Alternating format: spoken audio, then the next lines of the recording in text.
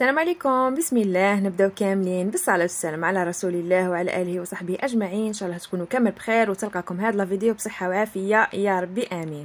في لا فيديو تاع نهار اليوم غادي نشارك معكم خبز بالخميره الطبيعيه هذه اللي تندار في الدار من الصفر، تندار بالفرينه والماء با بليس، وخير من الخميره الكيميائيه ميل فوا. هذه الخميره الطبيعيه فيها فوائد، فيها بكتيريا نافعه اللي تساعد الجهاز الهضمي تاعنا باش لي سيرتو اللي يكون عندهم الكولون فينيون ولا كولون نيرفو ولا هاد الخميره الطبيعيه تساعدكم بزاف. شوفوا هي فيها مراحل طول شويه بصح اون فوا تنجح لكم صاي هذوك المراحل اللي كنتو تفوتوا عليهم صاي ما تولوش تعاودوا تفوتوا عليهم. كي تربوا الخميره تاعكم وتولي لكم خميره نشيطه وناجحه صاي ما تزيدوش تعاودوا تفوتوا على هذوك المراحل تقارعوها حتى اللي تولي نشيطه. بصح لا فيريتي انا كي درتها عجبتني النتيجه وليت مدمنه البنات على هذا الخبز هذا اللي راكم تشوفوا فيه. يجي روعه بالانجليزيه البنات يقولوا له الساوردو بريد اللي هو خبز بالعجينه الحامضه. غادي نشارك معكم كاع التجربه تاعي وكيفاش نجح لي ما نجحليش من اول مره. بيان سور غادي نشارك معكم كل شيء في هذا الفيديو البنات. مالوغوزمون غادي نشارك معكم غير كيفاش تربوا الخميره تاعكم تولي عندكم خميره نشيطه. وفي الفيديو اللي من موراه نشارك معكم الخبز على خاطر الفيديو جات كراف طويله. نبداو الفيديو تاعنا على بركه الله. بسم الله. نبداو هذه النهار الاول البنات باسكو الخميره ما تترباش في النهار الاول، عندها عده ايام تختلف من انسان لانسان ومن فرينه لفرينه.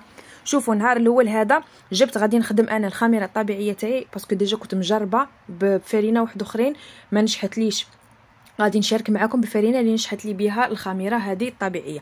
درت مغرف من هذه لا فارين كومبليت هذه تاع الدقيق القمح الكامل تاع ماما، ودرت من تاع عمور تاني اللي فيهم 150 تيب 150 خاص بروتين يكون عالي فيها. احنا مالوغوزمون الفرينه اللي عندنا في البلاد ما فيهاش بروتين، تدخل لنا ناقصه بروتين وقالعين منها بزاف تاع الفوائد بزاف تاع الفيتامينات.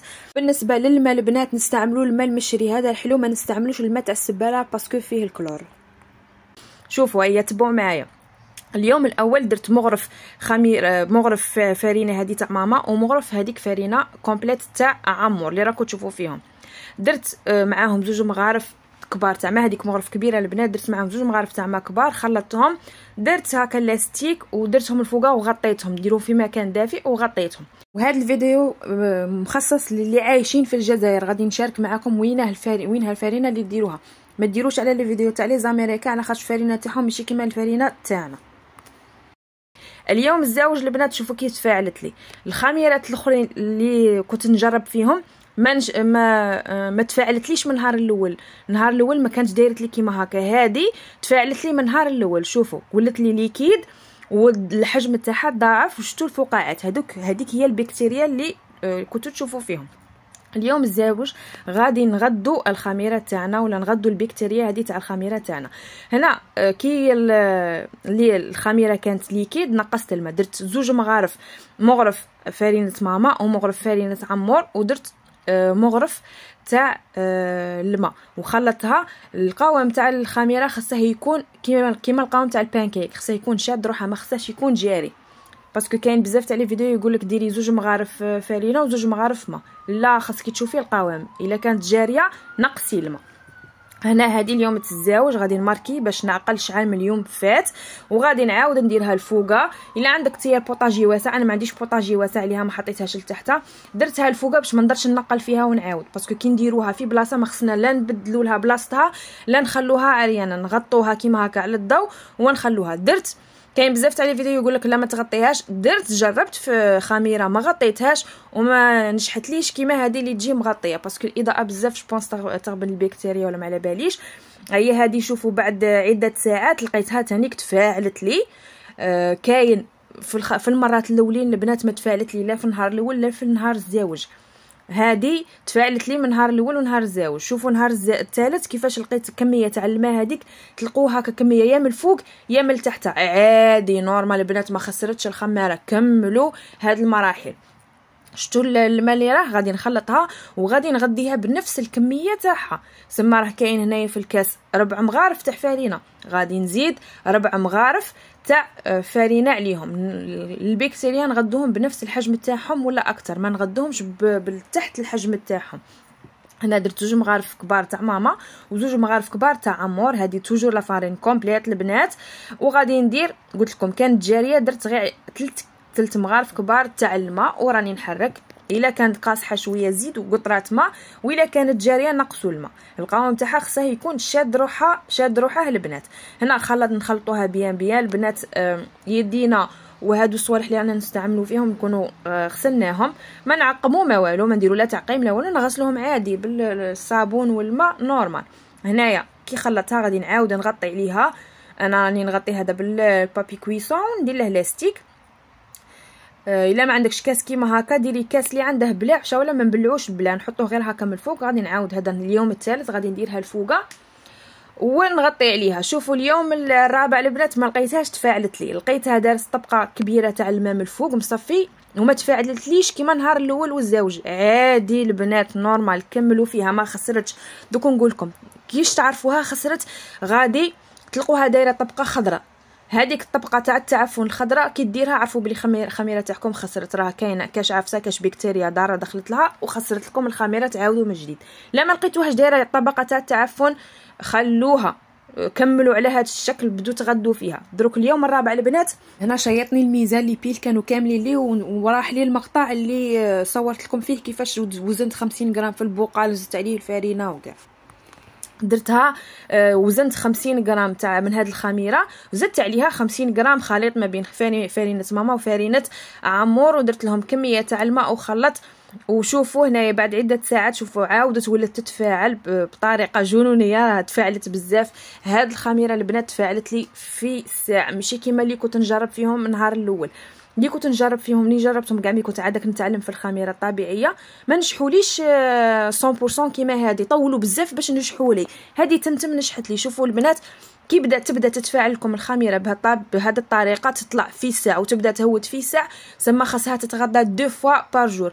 الاولى كنت نغديها خطره في 24 ساعه، كل 24 ساعه نغديها. بصح اليوم الرابع شوفوا لقيتها تفاعلت في ساعه وهودت في ساعه، سما خاصها تعاود تاكل ولا خاص نعاودوا نغدوا البكتيريا تاعنا. بعد 12 ساعه راني عاودت قلبت في كاس واحد اخر، درت 50 غرام تاع خميره هذه اللي كانت متفاعله، نزيد عليها 50 غرام تاع الفارينه خليط ما بين فارينه ماما وفارينه عمور، ندير عليهم كميه تاع الماء ونخلط ونعاود نردهم الفوقه ونغطي عليهم ونخليها تتفاعل. دوك تشوفوا البنات هذاك اللي رانا نديروا له اقصاء تاع الخميره الطبيعيه، هذاك اللي رانا نديروا له اقصاء ولا ديسكارت، هذاك نقيسوه ما عندنا ما نديروا به لاخاطش تكون البكتيريا فيه ضعيفه بزاف، ما نقدروا نديروا بها والو. وانا راني عادك نربي في الخميره تاعي، ما نقدش نتلاها مع هذا ونتلاها مع هذاك، نقدوا هذاك اللي نقصناه نقدوا نديروه في قوطي واحد اخر ونعاودوا نديروا له مراحل كيما هكا. بصح انا ما عنديش الوقت، راني باغي نربي خميره وحده وما نحتاج كميه كبيره. تنجموا البنات كاع ما ديروش اقصاء، زعما ما تقلعوش كميه، زعما تبدو تغدوا الخميره تاعكم بنفس الكميه اللي تكون فيها، بصح خصكم بسينه كبيره وما غاديش تحتاجوا كاع هذيك الخميره. فهمتوا نتوما ما عندكمش ما غاديش تخدموا بكوشه ولا ما على باليش انايا، نحتاجوا غير كميه قد ما نديروا رغيف ولا زوج تاع كيما نقولوا خبزه ولا زوج خبزات تاع هذاك الخبز بالخميره الطبيعيه. شوفوا هذه اليوم الرابع بعد ما درت غديتها كيما شفتوا بعد 12 ساعه تفاعلت لي بيان. هذه اليوم الخامس الصباح راني غادي نعاود نغديها. شفتوها طلعت وعاودت هودت، سما مازال راهي ضعيفه. كي تشوفوها دارت هكا عرفوا بلي سما مازال راهي ضعيفه، خاصها تعاود تتغدى. انا غادي نعاود النهار الخامس غادي نغديها 2 فوا، نهار الرابع غديتها 2 فوا ونهار الخامس غادي نعاود نغديها 2 فوا.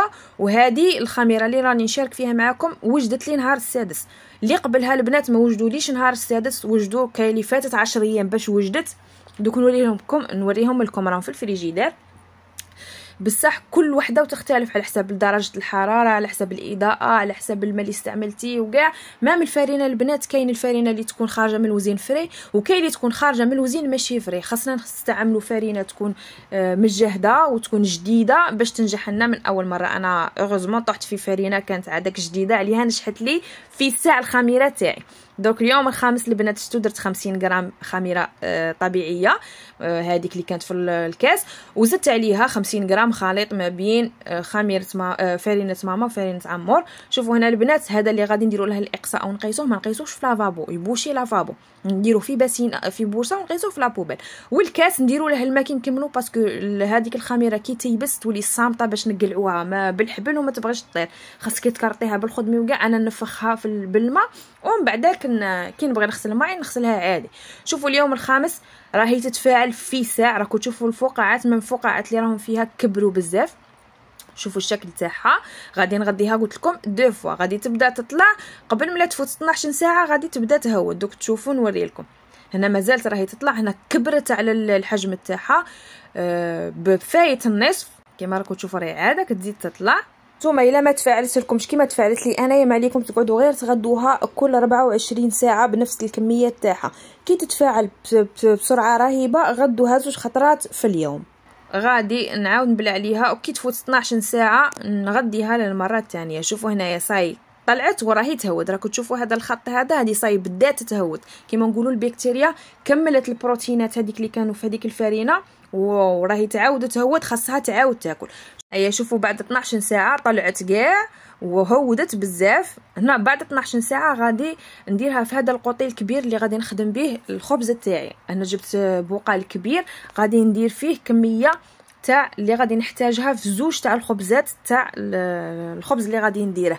غادي نوزن من هذيك الخميره الطبيعيه، غادي نوزن 110 غرامات. انا معليش الا زادت بواحد ولا بزوج، 110 غرامات. غادي ندير نفس الكميه من خليط ما بين فرينه عمور وفرينه ماما، وغادي ندير لهم الماء نفس كميه الماء ولا قل بشويه. كما قلت لكم الخليط خاصه يكون شاد روحه، ما خاصهش يكون جاري، خاصه يكون كي خليط تاع البانكيك. نخلطها البنات هذه اليوم الخامس بعد 12 ساعه.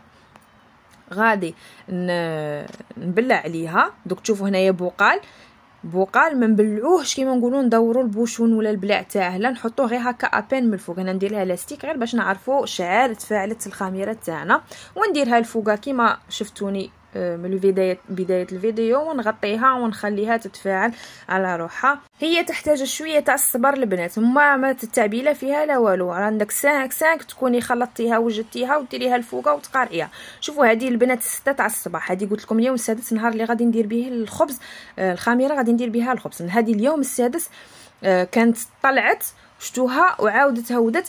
هنايا غادي نغديها التغذيه الاخيره وعليها غادي نخدم بها الخبز تاعي. شوفوا هذا هو اللي بقى لي، نقيسه كما قلت لكم نديره في بورصه ونقيسه باسكو ما نحتاجهش، وراه ديجا عندي في الفريجيدير خميره طبيعي. الا تحتاجوه نتوما غير هذه الكميه زيدوا ديروها في كاس ولا بقال واحد اخر وعاودوا غدوها وديروها على جهه حتى تتفاعل.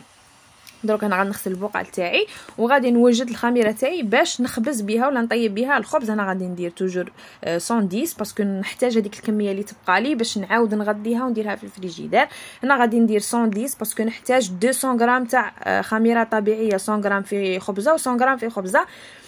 قلت لكم غادي نشارك معكم طريقه تاع الخبز الساوردو في الفيديو اللي ممور هذا ديريكت. غير من جاني هذا طويل البنات ما رانيش باغي نديره، جاني فيه نص ساعه، عليها قسمت الفيديو على زوج. الفيديو الاول تاع كيفاش ديروا تربوا الخميره تاعكم، الفيديو الزوج كيفاش نديروا الخبز تاعنا تاع الساوردو. هنايا خلطت، راني نخلط كما راكم تشوفوا. ونخليها هذه البنات 6 تاع الصباح. قلت لكم 6 تاع الصباح غادي نغطيها. لو طون تاع لي غادي نوض ولادي باش يروحوا يقروا، نسرحهم نوجدهم شربهم قهوتهم ونسرحهم ونشرب قهوتي انايا. نلقاها واجده، توجدها واحد 3 سوايع 4 سوايع تكون الخميره تاعي واجده. هذه تكون ناشطه بزاف. هذه البنات بعد ساعه درتها لي 6 7. شوفوا كيفاش لقيتها صاي بدات تتفاعل، راهي تتفاعل في ساعه. كي تشوفوها بدات تتفاعل لكم في ساعه عرفوا بلي الخميره تاعكم راهي واجده راهي ناشطه. دوك نقول لكم البنات وين تستعملوها من يكون السطح تاعها مسطح. راكم تشوفوا السطح تاعها راه مسطح، ما يكونش بومبي. مين يكون بومبي تكون عادك راهي عاده تطلع البنات، خلوها تطلع. ومين يكون هاود هكا يدير لكم كيل هكا ابان تما ما راهيش ناشطه الخميره تاعكم، ما تستعملوهاش، ما تطلعكمش خبز تاعكم. شوفوا الخميره تاعنا كيفاش ضعفت اكثر من الدوبل. هنايا البنات راني نوري لكم كي تكون دايره كي تكون بومبي كيما هكا ما تستعملوهاش، على خاطرش راهي عادك تطلع مازالت ما كملتش الماكله تاعها البنات. خلوها تاكل البروتين اللي يكون في الطحين. كي تكون بومبي ما تستعملوهاش، كي تكون عرفوا باللي ما راهيش ناشطه ما تستعملوهاش ثاني. تستعملوها كي يكون السطح تاعها مسطح كيما راكم تشوفوا. هذا هو وين تستعملوها. هنا غادي نشارك معكم الاختبار تاع الطفو. الاختبار اللي نديروه باش نعرفوا الخميره تاعنا راهي ناشطه. نديروا كاس نديروا فيه شويه ماء ونديروا شويه من الخميره تاعنا. الا قاعده تفوقها في الماء عرفوا بلي الخميره تاعكم راهي واجده وناشطه وتطلع لكم الخبز تاعكم روعه. الا الخليط هذا اللي درتوه تاع الخميره طبيعي يهود تحت الكاس عرفوا بلي الخميره تاعكم ما راهيش ناشطه ما تطلع لكمش خبز تاعكم. عاودوا غدوها وخلوها حتى تنشط ودير لكم هذه الطريقه. بهذه الطريقه اللي تعرفوا الخميره تاعكم راهي ناشطه. يقولوا له اختبار تاع الطفو. كي تطفوا الخميره تاعكم من فوقها عرفوا بلي راهي ناجحه. انا ديجا كنت على بالي بلي الخميره تاعي راهي ناشطه. دوك نوري لكم كي درت الماء في هذه الباتينه اللي باغي نبدا ندير الخبز فيها عندكم كيفاش غادي يطلع. كي تكوني درتيها وعاودتي تعرفي الخميره تاعك وين تكون ناشطه وين تكون غادي تطفو لك. هنايا شفتوها طلعت فوق الماء تما راهي ناجحه. وانتظروا البنات الفيديو الجاي نشارك معكم الخبز تاع الساوردو. كونوا في الانتظار. سلام.